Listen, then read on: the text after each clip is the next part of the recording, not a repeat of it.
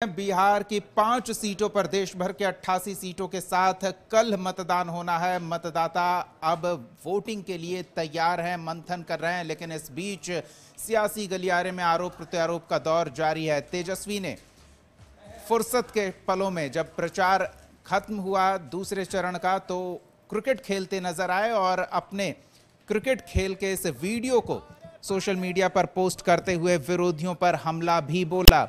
तेजस्वी यादव ने इस video post के साथ लिखा, आ गए मैदान में, जनता खड़ी है साथ, है भरोसा खुद पर, गरीबी बेरोजगारी को देंगे मात, जनता के हक के लिए अगड़े लड़ेंगे भिड़ेंगे, सामने हो दुश्मन हजार, हम जीत हासिल करेंगे। इतना ही नहीं, तेजस्वी यादव ने एक और वीडियो साझा किया है जिसके माध्यम से वो प्रधानमंत्री मोदी से सवाल पूछ रहे हैं। क्या कुछ पूछ रहे हैं तेजस्वी, वो भी सुनिए। लोकतंत्र और संविधान क्यों खत्म करना चाहते हैं?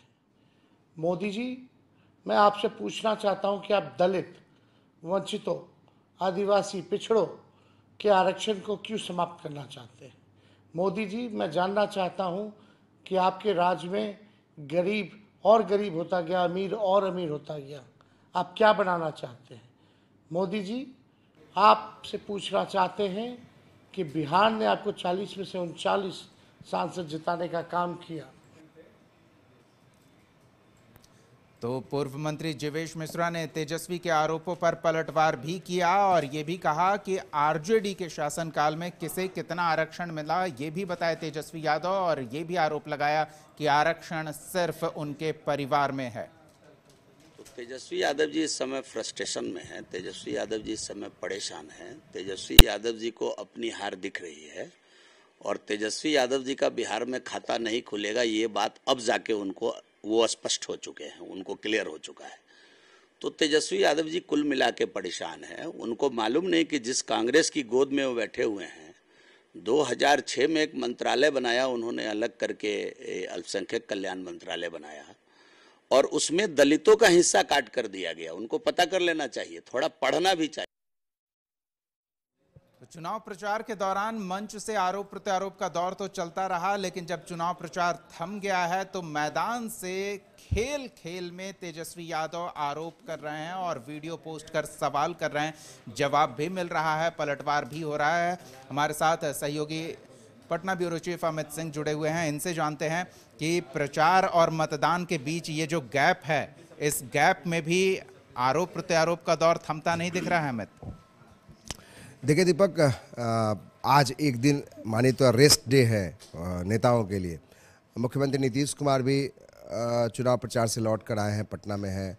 तेजस्वी यादव आज कहीं नहीं निकले हैं, तेजस्वी यादव घर में है। तो उन्होंने फिर एक पोस्ट किया, संवाद जो है, जैसे नीतीश कुमार ने लेटर लिखकर बिहार के लोगों से अपील की थी कि आप वोट कीजिए और इस बात का ध्यान रखिए कि 17-18 सालों में जो उन्होंने काम किए हैं, विकास के काम किए हैं, उन बातों का ध्यान जरूर रखिएगा।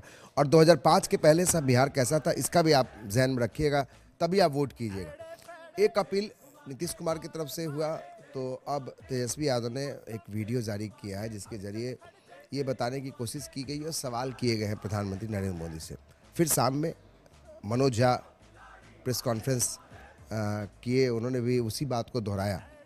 आप समझिए दीपक, दोनों ही तरफ से अब ये बताने की कोशिश की जा रही है कि 17 साल बनाम 17 महीने का जो काम है वो तो दिखाया जा रहा है, साथ में किसने क्या कमी है, किसने कितना काम किया है ये भी बताया जा रहा है और सवाल भी किया जा रहा है। एक बात जो हमें समझ में आ रही है कि तेजस्वी यादव अपने आप को इस बात को लेकर स्थापित करना चाहते हैं दीपक, कि बिहार में प्रधानमंत्री नरेंद्र मोदी के सामने अपने आप को स्थापित करने की कोशिश कर रहे हैं। यानी विपक्ष में कोई और हो ना हो, तेजस्वी यादव अपने आप को ये बताने का एक प्रयास है उनके तरफ से कि प्रधानमंत्री नरेंद्र मोदी अगर भाषण देते हैं या जो भी देश भर में बोलते हैं, तो बिहार की 40 सीटों पर अगर कोई मजबूत प्रतिद्वंदी है तो तेजस्वी यादव है। देखिए, सवाल वो पूछ रहे हैं। राहुल गांधी की वो चर्चा तक नहीं करते हैं, महागठबंधन के दूसरे नेताओं की वो चर्चा नहीं करते हैं।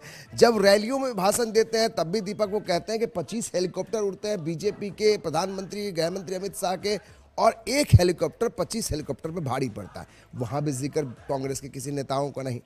तो कहीं ना कहीं ये साफ लगता है कि अब जब घर बैठ गए हैं, मतलब एक दिन आज घर बैठे हैं, कल के बाद फिर प्लानिंग शुरू होगी कि कहाँ कहाँ तीसरे दौर के लिए प्रचार करेंगे। तो उसमें तेजस्वी यादव उस प्लानिंग के तहत ये भी दिखाने की कोशिश है कि हमारा जो दमखम है, वन मैन शो जो हम लोग काम कर रहे हैं, उसमें तेजस्वी यादव का कद कितना बढ़ता जा रहा है कि वो नरेंद्र मोदी के सामने खड़े हैं। नरेंद्र मोदी जो भी प्रधानमंत्री जो भी बयान देते हैं तुरंत उस पर पलटवार करते, चाहे मंगलसूत्र वाला मामला हो या फिर सूरत वाला लेकर। देखिए सूरत में जो कांड हुआ, सूरत को लेकर आज मनोज झा ने प्रेस कॉन्फ्रेंस करके कहा कि वो फार्मूला नहीं चलेगा, और ये भी एक बताने की कोशिश की कि जिस तरीके से देश में संविधान को हाईजैक करने की कोशिश की जा रही है, बदलने का प्रयास किया जा रहा है बीजेपी की तरफ से, वो नहीं चलने दिया जाएगा। एक बड़ा ही बहुत खतरनाक बात मनोज झा ने कही कि देश के लोग जो है इस बात से डरे हुए हैं कि क्या इस बार वो वोट कर रहे हैं तो क्या अगली बार उनको मौका मिलेगा वोट करने का। सूरत का हवाला देकर उन्होंने इस बात का जिक्र किया। तो क्या जनता के बीच में ये मैसेज देने की कोशिश भी हो सकती है दीपक, कि जनता को ये बताया जा रहा है कि जिस तरीके से फार्मूला लेकर प्रधानमंत्री नरेंद्र मोदी और बीजेपी चल रही है, इसमें आपका संविधान, आपका लोकतंत्र खतरे में है। तो एक अपील ज़रूर है तेजस्वी यादव उनके खेमे की तरफ से कि आप समझिए कि आप जिनको वोट कर रहे हैं, जिनका लहर है या जिनका 400 की गारंटी वाली बात कर रहे हैं, दावे कर रहे हैं, लेकिन उनके पीछे जो एक हिडन एजेंडा है वो ये बताने की कोशिश कर रहे हैं। ना कहीं ये डर जो है वो भी दिखा रहा है तेजस्वी यादव का, महागठबंधन का, क्योंकि उधर से देखिए कितना आत्मविश्वास है बीजेपी की तरफ से, एनडीए की तरफ से। वो बार बार कहा जा रहा है कि कुछ भी हो जाए 400 से नीचे नहीं, 400 के पार ही होगा, और ये कहाँ थे 150 से लेकर अब 200 पे बढ़े हैं। तो ये सब चीज़ें हैं दीपक, अब समझने की ज़रूरत है कि जब आप खाली बैठे हैं तो आगे की प्लानिंग, फॉरवर्ड प्लानिंग आप कर रहे हैं, तो उनमें आप में जो ताकत है या फिर जो आप ताकत बताने की कोशिश कर रहे हैं उनका वो जिक्र कर रहे हैं और जनता के बीच में एक मैसेज देने की कोशिश। लेकिन अमित, दूसरे चरण में कांग्रेस के भी कैंडिडेट हैं। कांग्रेस उस तरह से हमलावर मोड में नहीं दिख रही है। क्या लग रहा है कि ये तेजस्वी ही सबकी भरपाई कर रहे हैं? देखिए, जहाँ तक कांग्रेस की बात आप दीपक कर रहे हैं, आज भी जब सवाल पप्पू यादव पे किया गया, पूर्णिया पे सवाल किया गया, तो वहाँ पे सारे सवाल उनके और सारे जो जवाब हैं वो मौन हो जाते हैं, चाहे वो तेजस्वी प्रसाद यादव हो, चाहे वो मनोज झा हो, चाहे उनके जो भी सिपा सलार हो। तो आप समझिए कि कांग्रेस यहाँ बीच में फंसी हुई है। आज सुबह अखिलेश प्रसाद सिंह को हमने देखा कि वो लालू प्रसाद यादव से मिलने आए।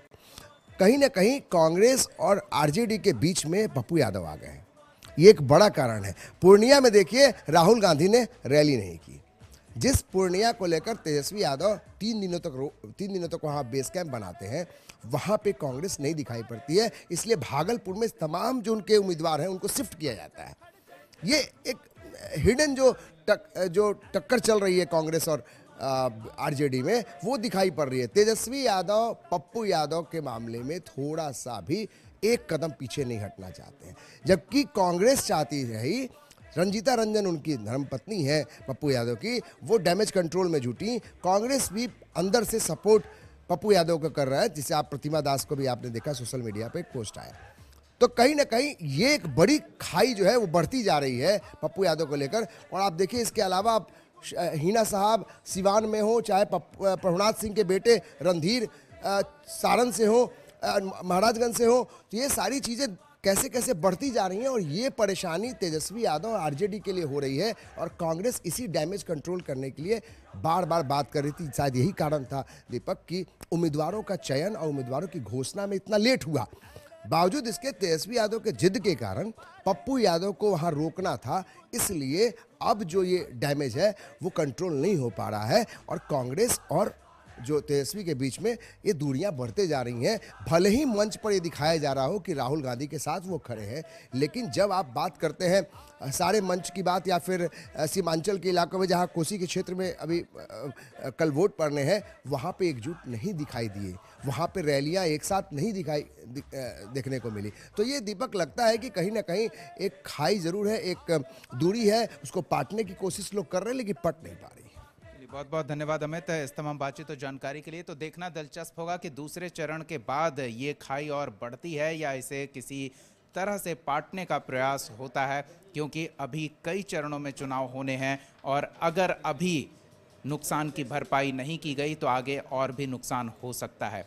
लेकिन सियासी दल के तमाम नेता इस मशक्कत में जुड़े हुए हैं कि अधिक से अधिक सीट निकाली जा सके, तो उसका उपाय भी तलाशा जाएगा।